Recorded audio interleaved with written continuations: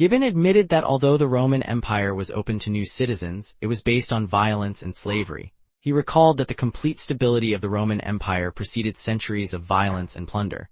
Slaves were mostly foreign peoples captured in wars. Slave leaders were a major threat to the empire and were suppressed by strict laws. However, by the 2nd century AD, the laws relating to slaves had become less harsh as slave masters could no longer kill them for any reason. Also, according to traditional Roman law, slaves could achieve freedom and join society as ordinary members. In contrast to what Gibbon described as tyranny in the Asian kingdoms, Gibbon argued that submission to Rome was voluntary in some way, that the people subject to the Roman Empire shared the benefits. Roman society and culture benefited especially from the great cities of the Roman Empire, which were full of impressive monuments, public projects, and wealth. The cities were connected to each other through an advanced network of roads.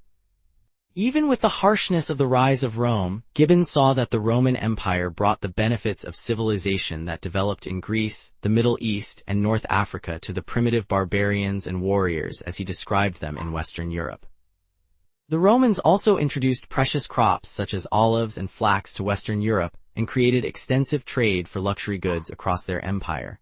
However, Gibbon also believed that the spread of luxury was what undermined the ancient military spirit of the Romans, which contributed to the stagnation of the culture of the empire. Before Edward Gibbon began to tell the story of the end of Rome, he described the Roman Empire at the height of its glory. One of the main components that Gibbon described was the Roman army, the role of the army in political crises. Gibbon emphasized the importance of the Roman legion, which was not only important in that it fought well and organized, but also in being made up of Roman citizens who had a sense of loyalty to their homeland and a sense of honor and were receiving good and regular salaries. There was no specific period either for the rise or collapse of the Roman Empire from Gibbon's point of view. The seeds of what would lead to the collapse and fall of the Roman Empire already existed even when the empire was going through a period of prosperity and successful expansion. In this case, the need to fill the great empire with expansion meant that the traditional criteria for joining the legions, such as recruiting landowners who had a stake in the fate of Rome, had to be mitigated, and over time the problems of recruiting the army and maintaining its obedience to the central government became fundamental problems that could not be fully solved. However, as Gibbon admits, the greatness of Rome cannot be estimated by the speed or extent of conquest only. In fact, one of the reasons why the decline and fall of the Roman Empire is considered a pioneering work in modern history is that it did not focus solely on political and military history, but also on social, economic, and cultural forces. For example, Gibbon paid great attention to the influence of Rome on agricultural practices in Western Europe, as much as he was interested in military invasions. Gibbon argued that one of the reasons for the success of the Roman Empire was its openness to different peoples and religions. What shocked some of Gibbon's contemporaries was his frankness in a discussion that stirred up religion and superstition, and about religion in general as a mean of social control by governments. For example, Gibbon described the various religions and the different gods under the empire in these terms. The art of prediction was a convenient tool for politics and considered it the strongest link to society.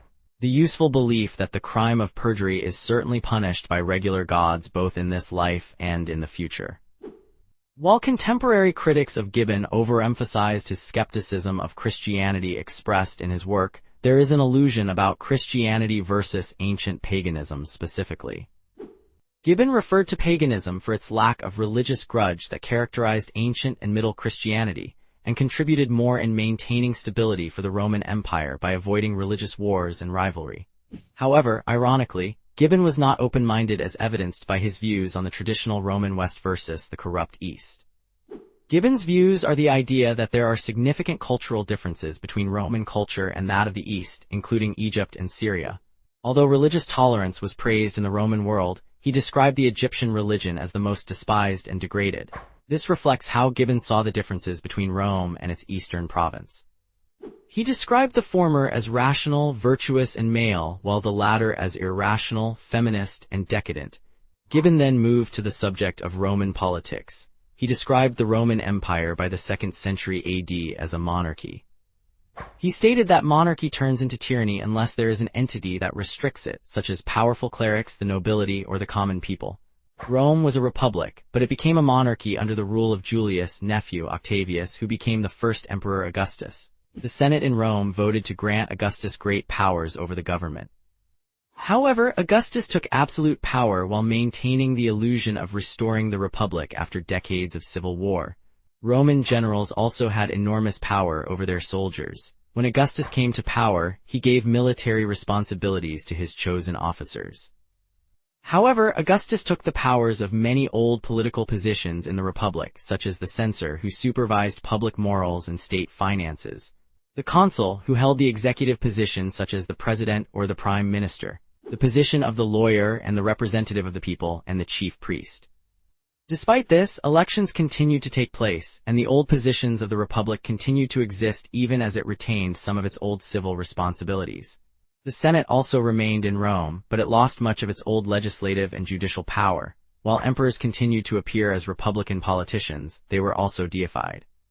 This was an adaptation to the custom that developed in the Greek-speaking world of making kings gods after their deaths. The Senate deified the popular emperors. However, this was more than just formalities. With the passage of time, this tradition was forgotten. The threat to the political system that Augustus built was the army, which could have overthrown the entire empire at any time.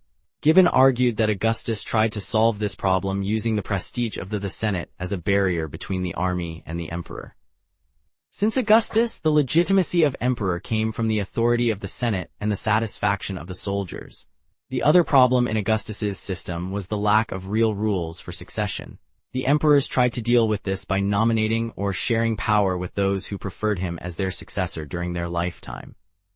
Gibbon mentioned how the process of succession of emperors developed since the fall of Nero, the last emperor of the Augustus's dynasty. After a civil war in which 3 different emperors were installed and killed within 1 year.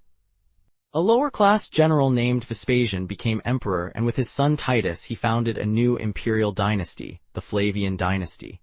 This dynasty ended with the assassination of Titus' brother and successor Domitian, and the new emperor became an old man named Nerva, who adopted a successor from outside his family, Trajan. Trajan in turn nominated his cousin Hadrian to succeed him. Hadrian chose Antoninus Pius as his successor, who in turn adopted the teenager at that time, Marcus Aurelius, as his son. Gibbon considered the era from the beginning of Nerva's reign until the death of Marcus Aurelius, the peak of the Roman Empire and the time when humanity was happier and more prosperous. However, Gibbon argued that the imperial office did not only give power to good rulers such as Antoninus Pius, but also to tyrants such as Caligula and Nero. Thank you for watching.